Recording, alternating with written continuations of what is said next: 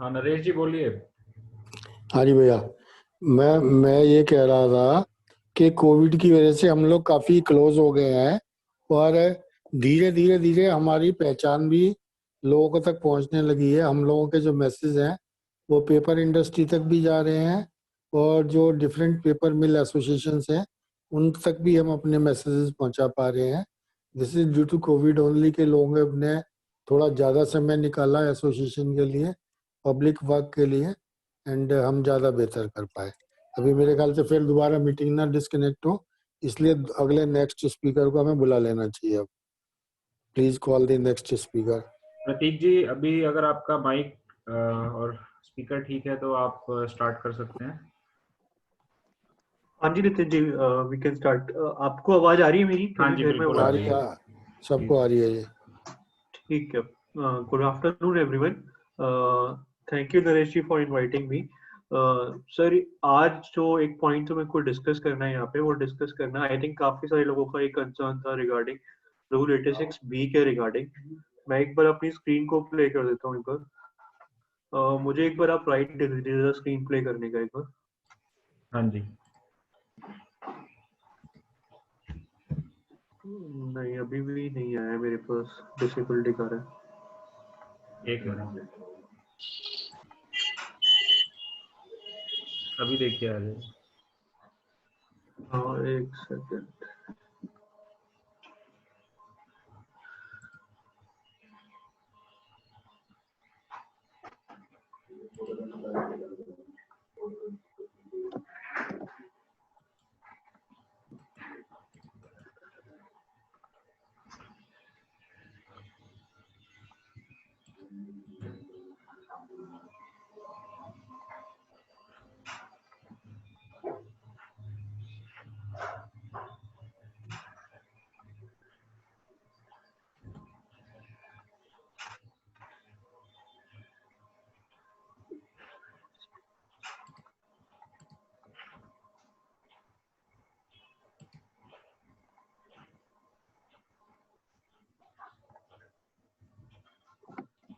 मेरी डिस्प्ले आ रहा है मेरे? हाँ जी बिल्कुल आ रहा है अभी डिस्प्ले नोटिफिकेशन आ रहा है।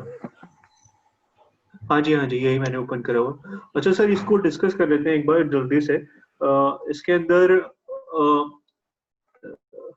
काफी सारे लोगों का एडमिट का आ रहा है, तो एक बार आप देख लीजिएगा एक बार इसमें क्या चेंज आया? रूल 86B आया, एक नोटिफिकेशन आई है 94/2020। ये आपका 22 ऑफ दिसंबर में आई है ये वाली नोटिफिकेशन, जो एप्लीकेबल है आपकी 1 जनवरी 2021 से। तो इसकी एप्लीकेबिलिटी डेट थोड़ा सा आप ध्यान रखिएगा, 1 जनवरी 2021 से एप्लीकेबल है। जिसमें एक पॉइंट इंसर्ट करा है, 9th पॉइंट पे एक पॉइंट है जिसमें इन्होंने बोला है कि अगर आपका टर्नओवर आपका किसी भी मंथ में 50 लाख से ऊपर का टर्नओवर अगर है, तो आपको जो आपका टोटल आईटीसी है, उस टोटल आईटीसी का जो भी टर्नओवर के ऊपर टैक्स लगेगा उसका 99% ही अलाउड होगा एज अ आईटीसी। तो मीनिंग देयर बाय इम्प्लीकेशन क्या है इसका? इम्प्लीकेशन ये है कि हम लोग एग्जाम्पल से, सर ये कोई किसी की आवाज आ रही है, प्लीज थोड़ा म्यूट कर लीजिए। मैं थोड़ा सा ये समझाना चाहता हूँ कि मैं एग्जाम्पल से थोड़ा सा समझाता हूँ कि लेट सपोज मैं जनवरी 2021 में मेरा टर्नओवर किसी मंथ, जनवरी 2021 में टर्नओवर मेरा 60 लाख का टर्नओवर है। अब 60 लाख का टर्नओवर मेरा सेल का है और मेरी परचेजेस है लेट सपोज 65 लाख की या 70 लाख की ले लेते हैं। ठीक है, और हमारा एग्जाम्पल 5% हमारा टैक्स है, तो 60 लाख पे 5% टैक्स मेरा कितना बनता है, 3 लाख रुपए टैक्स बनता है सेल के ऊपर। ठीक है, और अगर मैं 70 लाख की सेल मेरी परचेज है तो 70 लाख पे मेरा टैक्स कितना आईटीसी का बनता है, 3.5 लाख रुपए, 3.5 लाख। तो अब यहाँ पे सरकार ने क्या बोला है, अगर आपका टर्नओवर किसी भी मंथ के अंदर 50 लाख से ऊपर है तो आपको जो आईटीसी अलाउड होगा वो कितना अलाउड होगा, आपका जो 3 लाख का जो अमाउंट है उसका 99%। तो 99% कितना हो गया अमाउंट, 3 लाख का अगर 1% हटा देते हैं तो 2,97,000, 2,97,000 का जो अमाउंट हो गया, ये एज अ आईटीसी आपको अलाउड होगा। तो अभी हम मेरे वाले एग्जाम्पल में तो हमारी कोई टैक्स की लाइबिलिटी नहीं बनती है, क्योंकि मेरा 3 लाख का आउटपुट टैक्स है, 3.5 लाख का इनपुट टैक्स है 3.5 लाख का, तो मेरी नेट लाइबिलिटी तो जीरो बनती है। But according to this rule, इस रूल के हिसाब से हमारा जो टैक्स है वो 3,000 की टैक्स की लाइबिलिटी मेरी बन जाएगी मेरी। तो यहाँ पे जो कैलकुलेशन है, वो जो आपका जो जीएसटी की जो रिटर्न आप फाइल करते हो उसमें एक कॉलम आता है, आपका टेबल 3 आता है। टेबल 3 के अंदर पहला जो पॉइंट आता है, टेबल 3.1 के अंदर पहला पॉइंट आता है टैक्सेबल सप्लाईज करके। टैक्सेबल सप्लाईज के अंदर इसमें हमें क्या इंक्लूड नहीं करना है, कोई एग्जेम्प्टेड सप्लाई मेरी अगर है जिसपे मेरा टैक्स नहीं लगता या मैं एक्सपोर्ट करता हूँ, तो उस सप्लाईज को हटा के जो नेट जो मेरी सेल का जो अमाउंट है 50 लाख से ऊपर का अमाउंट आता है मेरा, तो उसका वो जो सिस्टम है उसको कैप लगा देगा, उसमें आईटीसी का जितना अमाउंट होगा उस पर कैप लगा देगा 99% का। तो ये चेंज आया हुआ है जिसमें उन्होंने बोला है कि अगर आपका टर्नओवर 50 लाख से ऊपर बनता है तो उस केस में आपका जो आईटीसी का जो कैपिंग है वो 99% of your tax output tax liability, जो आउटपुट का टैक्स है उसका 99% पे वो कैप लगा देगा। अब समझते हैं कि यहाँ पे कुछ उन्होंने एक्सेप्शन दी गई है कि किसके ऊपर एप्लीकेबल नहीं होगा रूल, ये वाला किसके ऊपर एप्लीकेबल नहीं होगा, द सेट पर्सन और द प्रोपराइटर और द कर्ता और the managing director of any of the two partners, whole time directors, member of managing committee of association, board of trustee, इन सबके ऊपर एप्लीकेबल होगा अगर इन्होंने एप्लीकेबल नहीं होगा अगर इन्होंने अपने लास्ट के 2 सालों में किसी भी एक साल के अंदर दोनों सालों के अंदर 1 लाख से ऊपर का इनकम टैक्स पे करा है, तो उनके ऊपर ये वाला रूल लागू नहीं होगा, एप्लीकेबल नहीं होगा।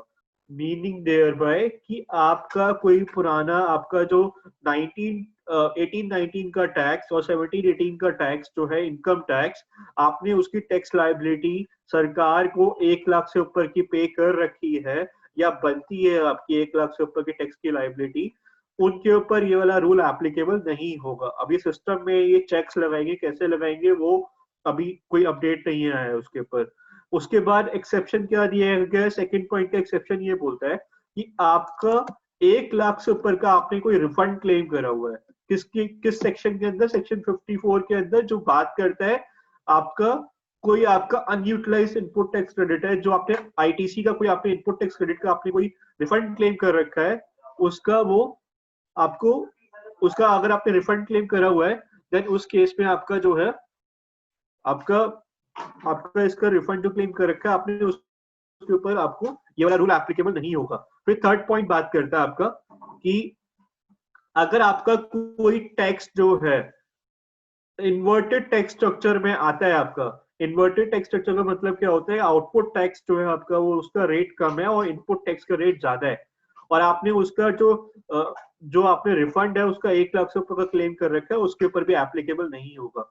और फोर्थ पॉइंट क्या बोलता है ये वाला, फोर्थ पॉइंट ये बोलता है कि क्यूमुलेटिव टैक्स का क्या मतलब है, आपकी कोई पर्टिकुलर ईयर में लाइबिलिटी है, आपकी अप्रैल से लेके दिसंबर तक या नवंबर तक की लाइबिलिटी, टोटल आउटपुट लाइबिलिटी है, उसका आपने 1% कैश में पे कर रखा है, कैश से मतलब है आपने ऑन अकाउंट पे कर रखा है, देन उस केस में आपके ऊपर ये वाला रूल एप्लीकेबल नहीं होगा। और फोर्थ पॉइंट क्या बोलता है, गवर्नमेंट डिपार्टमेंट हो गया, पीएसयू हो गया, लोकल अथॉरिटी हो गया, स्टैट्यूटरी बॉडी हो गया, उसके ऊपर भी एप्लीकेबल ये वाला रूल नहीं होगा। तो ये चीज हमें समझना पड़ेगा कि ये जो हमें कैलकुलेशन करनी है, उस कैलकुलेशन के लिए हमें क्या देखना है, सबसे पहले टर्नओवर हमारा कितना होना चाहिए किसी भी मंथ के अंदर, ऐसा नहीं है कि आपका एक बार एप्लीकेबल हो गया तो पूरे साल वो एप्लीकेबल होगा, ऐसा नहीं है। ये एक मिथ है कि एक बार स्टार्ट हो गया तो वो पूरा टाइम मुझे उसको फॉलो करना पड़ेगा, ऐसा नहीं है। आपको हर मंथ में चेक करना है। हर मंथ में अगर आप किसी भी मंथ में 50 लाख से ऊपर अगर आपका टर्नओवर हो जाता है, देन आपको उसके ऊपर जो टैक्स की कैलकुलेशन है वो आपको कैलकुलेट करनी पड़ेगी कि मेरा आईटीसी जो है मेरा, वो अगर मेरा आउटपुट टैक्स से ज्यादा बनता है तो उसको कैप कर देंगे 99% of your output tax liability. तो यहाँ पे यही पॉइंट आता है। इसमें एक और पॉइंट मैं थोड़ा सा एड ऑन करना चाहता हूँ। एक और इसमें एक इंसर्शन हुआ है। इंसर्शन क्या हुआ है, आपको अपनी जीएसटी 1 और 3B, लेट सपोज आप ये कहते हो कि ये कैपिंग जो 3B में लगाई है 1 में तो नहीं लगाई है ना, मैं 1 फाइल कर देता हूँ 3B फाइल नहीं करता हूँ मैं, और मैं इसको चलने देता हूँ ऐसे ही, बाद में सरकार का देखा जाएगा जो भी होगा। बट उसके अंदर भी इन्होंने एक चेंज क्या कर दिया है कि रूल 21, एक सीजीएसटी रूल पे 21 रूल था, उसमें इन्होंने क्या कर दिया है, एक पॉइंट इंसर्ट कर दिया है। अगर आपने अपनी जीएसटी 1 फाइल कर दी है और आप अगर 3B फाइल नहीं कर रहे हो किसी भी पीरियड के अंदर, देन आपका जो रजिस्ट्रेशन है वो आपका कैंसिल हो सकता है after the confirmation from the assessing authority. तो ये आपको ध्यान रखना। अगर आप ये प्लानिंग करने का सोच रहे हो कि आपने जीएसटी 1 फाइल कर दिया और अपनी रिटर्न में आपने आउटपुट शो कर दिया और आप सोच रहे हो कि 3B फाइल नहीं करूंगा क्योंकि मुझे 3B में टैक्स पे करना पड़ेगा, तो ये प्लानिंग आपकी फेल हो जाएगी, क्योंकि ये अगर आप नहीं करोगे तो आपका ये रजिस्ट्रेशन भी कैंसिल हो सकता है इसके अंदर। तो ये रूल एक इंसर्ट हुआ है। एक और एडिशनल पॉइंट में थोड़ा सा मैं बताना चाहूंगा यहाँ पे, जो रूल 36(4) था, जहाँ पे वो बोलता था कि आपका 2A 2B के बेसिस पे आपको अपना टैक्स का इनपुट टैक्स क्रेडिट मिलेगा। वहां पे अभी तक जो अलाउड था वो 110% अलाउड था कि आपका टोटल इनपुट का जो टोटल 2B के अंदर या 2A के अंदर जो अमाउंट आ रहा है उसका 110% तक अलाउड था। उसको चेंज करके 105% कर दिया इन्होंने। तो आपको जो कैलकुलेशन थी जिसमें आप 110% कैलकुलेट कर रहे थे उसको अब 105 कर दिया। आने वाले टाइम में ये भी खत्म कर देंगे। सारा का सारा जो सिस्टम है आपका वो 2A 2B के बेसिस पे चलेगा। जितना आपका आउटपुट, जो भी आपका इनपुट आपका जो ऑनलाइन 2B में दिखेगा उतना ही आप क्लेम कर पाओगे। अगर आप उससे ऊपर क्लेम करते हो, आपने नॉर्मली अभी देखा भी होगा कि जो नवंबर की 3Bs जा रही है उसके अंदर क्या हो रहा है कि वो सारा का सारा रेड हाईलाइट कर रहा है, जहाँ पे आप ज्यादा क्लेम करने की कोशिश कर रहे हो। उस रेड हाईलाइट करने का इम्प्लीकेशन क्या निकलता है, उसका इम्प्लीकेशन निकलता है कि आपका वो सीधा सीधा नोटिस इशू हो जाएंगे आपको कि आपने ज्यादा क्लेम कर लिया, और उसमें आपको इंटरेस्ट की लायबिलिटी आपकी वो क्रिएट कर देगा। तो ये चेंज आया है recently. I think I am very much clear with my points. अगर किसी को कोई डाउट है, किसी को कुछ पूछना है, तो then we can discuss. So this is from my side. Thank you Nitin ji and thank you Naresh ji. किसी का कोई डाउट हो तो प्लीज बताइए। Thank you Prateek ji. I think we have you in our group and जो आपने एक्सप्लेन किया सारे पॉइंट्स कवर किए हैं। एंड पर्सनली जिसको डिस्कशन या कोई डाउट है, I think they can directly message you and take this up with you. Your number is there on the group, तो वो हम एक पर्सनल लेवल पे डिस्कशन कर सकते हैं आई थिंक। तो I think we should move on further. And Naresh ji please, आप आवाज आ रही है नरेश जी? हेलो, आ रही है। प्रतीक जी, आपका धन्यवाद, आपने अपना इतने बिजी दिनों में समय निकाल के समय दिया है। और जो मेंबर्स हैं वो आपको डायरेक्ट या तो अपने क्वेश्चन पुट अप कर लेंगे या इकट्ठे हमारे पास आ जाएंगे। तो हम एक सेपरेट वेबिनार कर लेंगे नेक्स्ट टाइम किसी दिन, ताकि वो अगर किसी को कोई कंफ्यूजन है तो क्लियर कर सकेंगे। अभी ये आपने हाँ कोई एक आध क्वेश्चन लेना चाहे ले ले, अदरवाइज बाद में लेटर ऑन भी हम कर सकते हैं। अभी कोई कई सारे स्पीकर भी हैं बीच में, एंड आपका भी थोड़ा समय, आजकल वो ITR फाइनल कर रहे हैं तो उसकी वजह से भी थोड़ा कम है। तो आपको थैंक यू वेरी अगर मच। कोई एक दो क्वेश्चन है जो पूछना चाहते हैं वी कैन डिस्कस, और अगर आप चाहते हो कि सेपरेट अगर कोई रखना है तो वो भी कोई इशू नहीं है, आप देख लीजिए। मुझे अगर एक दो क्वेश्चन है तो अभी ले सकते हैं, आप बता सकते हैं। हाँ, एक दो क्वेश्चन किसी मेंबर को पूछना चाहे जो क्लियर नहीं हो रहे हैं तो प्रतीक जी से पूछ सकता है वो। हेलो, आई थिंक ओपन है, कोई अनम्यूट करके पूछ सकता है। हाँ, कभी कोई नहीं भी आ रहा तो नेक्स्ट टाइम हम उसको देख लेंगे। बात करना चाहेंगे लोग थोड़ा सा, हाँ, तो वो हम इसको कोई दिक्कत लेटर नहीं ऑन है। प्रतीक जी डिस्कस कर सकते हैं। हाँ, ठीक है, नो गुप्ता इश्यूज। जी सो ने अपना अगर नंबर किसी भी को कोई चैट डाउट है, मैसेज पर क्वेरी है, डाल तो दिया है। Number is there in my group. या मैंने आपका हाँ नंबर मैं फ्लैश कर दूंगा दोबारा, हाँ और तो जिसको कुछ पूछना होगा तो आपसे बात कर लेगा। ठीक है, ठीक है ना? अभी अभी जो है ठीक है हम सर, अपने नो नेक्स्ट, इश्यूज। हाँ ओके ओके, थैंक यू जी। अभी मेरे ख्याल से नितिन भैया पंकज जी को आप ले लो, कॉल कर पंकज लो। जी अभी है नहीं, ज्वाइन पंकज तो जी थे नहीं है तो अभी। दूसरे कोई है, हाँ, हमारे जो दूसरे कोई स्पीकर हो। तो तनुज जी हैं। तनुज जी आप तनुज है तो नंबर। तनुज को बोल। तनुज जी भी आई थिंक अभी। नहीं है, कपिल जी है, कपिल कंसल देखना। नहीं, कपिल जी भी नहीं है। कपिल या उद्धव नहीं है, और कोई हमारे जो वो दीपक भाई भी नहीं स्पीकर्स है। थे, नहीं है तो कोई बात नहीं, राजीव भाई से पूछ लो, राजीव भाई कुछ कहेंगे तो। राजीव शर्मा जी नोएडा से। हाँ जी।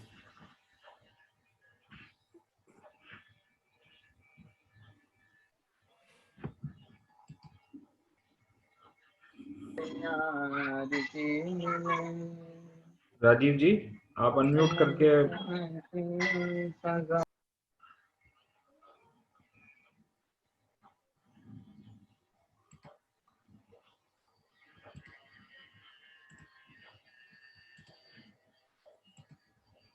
आई थिंक राजीव जी को भी आवाज नहीं जा रही। मेरे को लगता है कुछ लोगों को आवाज नहीं जा रही है आपकी। ओपन टू ऑल कर दो, अगर कोई आदमी बोलना कुछ चाहता है तो ठीक है, अगर आपकी आवाज पंकज जी लोगों थे तक हमारे पहुंच साथ, जाए। पता नहीं अभी आ नहीं रहा है उनका। नहीं, बीच में जो दोबारा जो एनीवेज, मैं अभी हमारे डिस्कनेक्ट। पास जो भरत पुजारा जी का एक मैसेज है वो प्ले करना चाहूंगा, सो हाँ दैट प्ले कर दो आप वो। सभी मेंबर्स को एक उसका भी अंडरस्टैंडिंग मिले इम्पोर्ट के बारे में, जो वो और नॉलेज शेयर कर रहे हैं।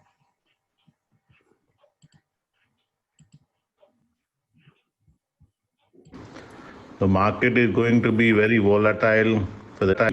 Good morning. The market is going to be very volatile for the next 6 months because availability of raw materials imported as well as domestic is going to be a big challenge because schools in India are not going to open until March. Thereafter, there will be holidays, and by the time the school open, it will be June. So the output of waste paper in domestic market is going to be very less comparatively to all the other years. Hello. Similarly, in imported हाँ waste जी paper Naresh जी, आवाज आ रही also, है?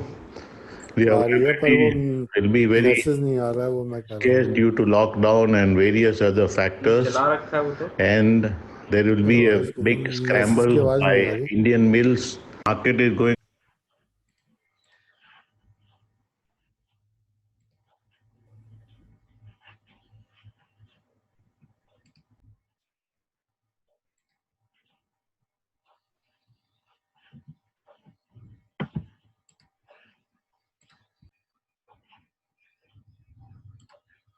volatile for the market is going to be very अभी आ रही है volatile आवाज? for the next 6 months because availability of raw materials imported as well as domestic is going to be a big challenge because schools in India are not going to open until March. Thereafter, there will be holidays, and by the time the school open, it will be June. So the output of waste paper in domestic market is going to be very less comparatively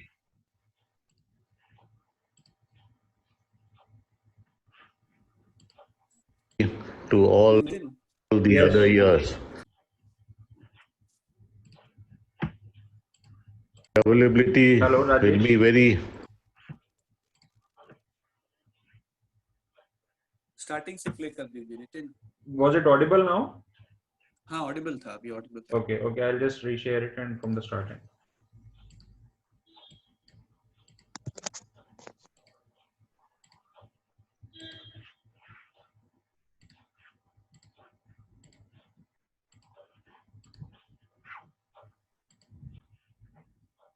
good morning.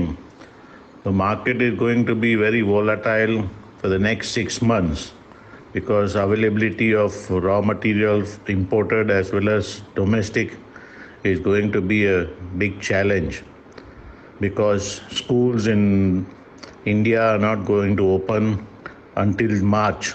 Thereafter, there will be holidays, and by the time the school open, it will be June.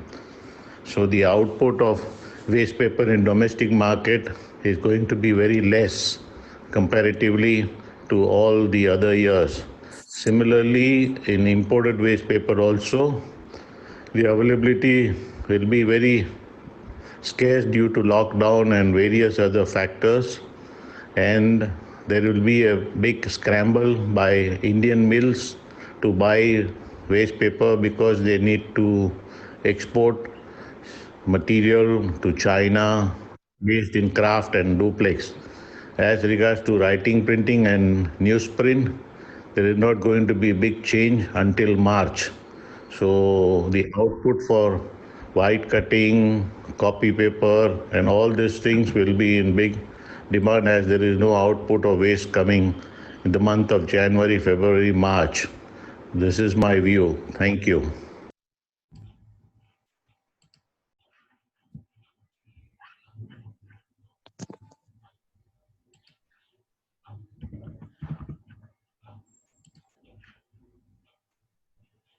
Hello hello, आवाज आ रही है नरेश जी? हाँ आ रही है नितिन भैया। हाँ बोलिए नरेश जी। Message है क्लियर आ गया है। और पुजारा जी तकरीबन जैसा कि लोग जानते हैं, साउथ की तकरीबन हर 5 स्टेट को रिप्रेजेंट करते हैं, एंड उनको पूरी नॉलेज है इंपोर्ट को लेकर भी, डोमेस्टिक मार्केट को लेकर भी, फिनिश की मार्केट को लेकर भी। तो उनका मैसेज आपको बता दिया गया, वो खुद ज्वाइन नहीं कर सके हैं आज। एंड एक बार मीटिंग डिस्कनेक्ट होने के कारण कई हमारे जो बैलेंस स्पीकर थे वो भी नहीं ज्वाइन कर सके हैं। तो अभी मेरे ख्याल से हम लोगों को मीटिंग हम स्टॉप भी कर सकते हैं, और नेक्स्ट मीटिंग हम थोड़ा जल्दी कर लेंगे 10-15 जनवरी को। मैं रिक्वेस्ट करूंगा नरेश जी, अभी हमारे पास 35 मेंबर्स लॉग्ड इन हैं। अगर कोई अपना गुजरात बेल्ट का कोई है तो वो अपना वहाँ की सिचुएशन और आने वाले 1-2 महीने का क्या उनका प्रिडिक्शन है वो शेयर कर सकता है, क्योंकि गुजरात से मेजरली क्राफ्ट वगैरह एक्सपोर्ट हो रहा है, तो वहाँ सिनेरियो जो चल रहा है वो क्राफ्ट को काफी तरीके से मॉनिटर करेगा। तो कोई मेंबर अगर गुजरात बेल्ट से है और कुछ शेयर करना चाहे, अनम्यूट करके प्लीज डिस्कस कर सकते हैं।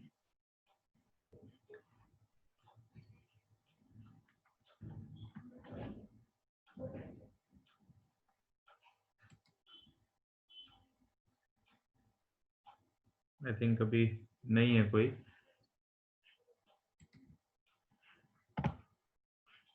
कोई और मेंबर कोई अपनी बात रखना चाहता है तो ओपन है, प्लीज डिस्कस करें, अदरवाइज फिर हम लोग मीटिंग क्लोज करेंगे।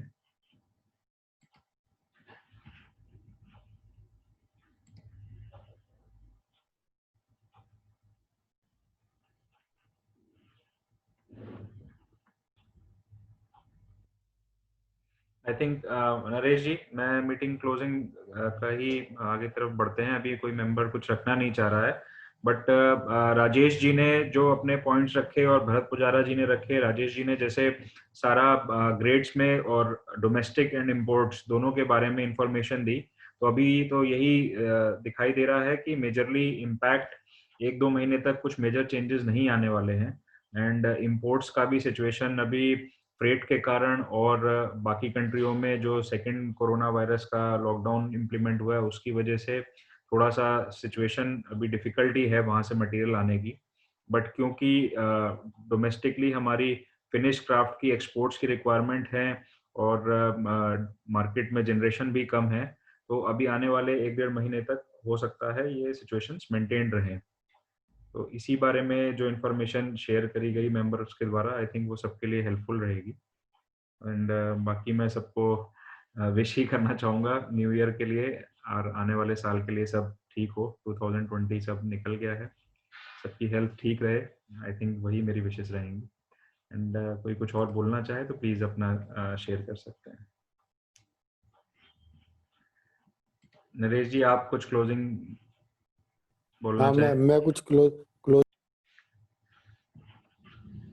नरेश जी आपका म्यूट है, अनम्यूट करके। हेलो। हाँ जी, अब आ रही है आवाज।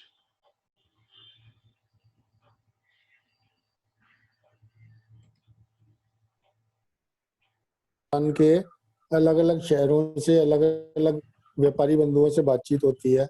लोग मुझसे मुझसे जानना चाहते हैं कि वो हम लोगों के साथ कैसे कोऑपरेट कर सकते हैं।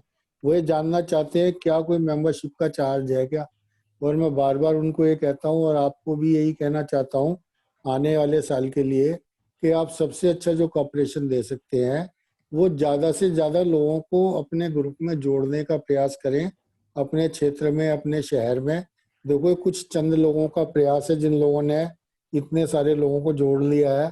इसमें हमारे साथ हमारे जयेश भाई अवेलेबल नहीं है और हमारे और जो मेंबर्स अवेलेबल नहीं है। कई लोगों ने बड़े मेहनत से इतने लोगों को जोड़ा है। अब आपकी जिम्मेवारी है कि आप ज़्यादा से ज़्यादा लोगों को अपने साथ जोड़ें और अपने मैसेजेस उन तक पहुंचाएं, अपनी बात को शेयर करें। एक्चुअली हम जो है इस ग्रुप को ज़्यादा मजबूत तब बना सकते हैं ज़्यादा लोग हमारे साथ आएं, अपने काम के बारे में बात करें, अपने खुद के बारे में एक दूसरे को परिचय दें। आपस में जब तक हम एक दूसरे को जानेंगे नहीं तब तक विश्वास नहीं होगा। जब तक हम लोगों के बीच में कोई डायलॉग नहीं होगा तब तक जो है मतलब हम लोगों में आपस में बातचीत नहीं होगी, तब तक हम एक दूसरे पर भरोसा नहीं कर पाएंगे। सबसे पहली चीज हम भरोसा करें और अपने निजी व्यापार के अलावा समाज के लिए कुछ काम करें।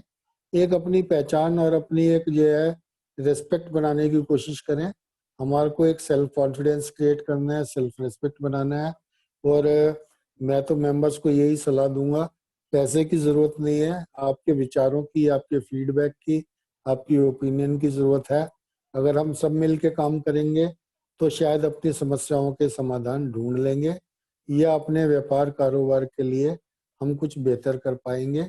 और सरकार से भी अगर हमें कोई सुविधाएं मिल सकती हैं तो वो भी हम ले पाएंगे। और पेपर इंडस्ट्री और हम लोगों के बीच में जो कुछ मिसअंडरस्टैंडिंग्स हैं या कंफ्यूजन्स हैं वो कम हो जाएंगे या हट जाएंगे। तो यही सब मेरी रिक्वेस्ट है। मैं कहता हूँ आने वाले अगर साल में कोई रेजोल्यूशन लेना भी है तो यही लें कि हम अपने व्यापार के लिए, अपने प्रोफेशन को आगे बढ़ाने के लिए, अपनी एसोसिएशन को स्ट्रांग होने के लिए कुछ काम करेंगे। Thank you everyone and wish you all a very happy and prosperous new year in advance. Thank you. Nitin ji मेरा हो गया पूरा, अभी आप क्लोज कर सकते हैं। Hello hello.